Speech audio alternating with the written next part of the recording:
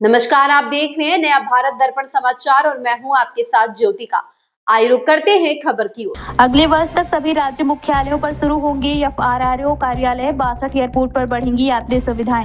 केंद्रीय गृह मंत्री अमित शाह ने अगरतला और जेवर हवाई अड्डों पर अधिकृत आव्रजन जांच चौकियां जल्द चालू करने को भी कहा है। साथ ही fast track immigration trusted traveller programme को बढ़ावा देने के लिए एयरलाइंस के साथ मिलकर अंतर्राष्ट्रीय टिकट बुक करने वाले यात्रियों को व्हाट्सएप के जरिए पंजीकरण का संदेश भेजने की व्यवस्था करने के निर्देश दिए।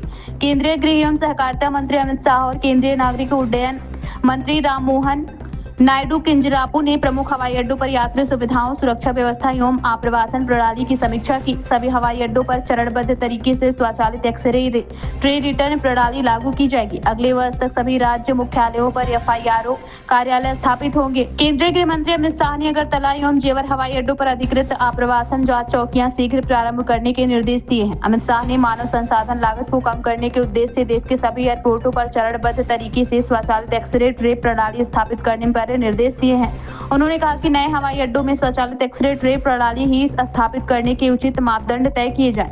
उन्होंने एयरपोर्ट में प्रवेश के लिए entry lane, check in counter, सुरक्षा जांच लेन और आप्रवासन काउंटर के मध्य आपसी पारस्परिक निर्भरता को ध्यान में रखते हुए एक समीकरण तैयार किया जाने का निर्देश दिया, ताकि किसी भी टच पॉइंट पर पैसेंजर प्रवाह में किसी प्रकार का अवरोध उत्पन्न न हो। यात्रियों की निर्बाध आवाजाही सुनिश्चित करने के लिए एयरपोर्ट के प्रत्येक टच पॉइंट पर समन्वित योजना तैयार की गई है।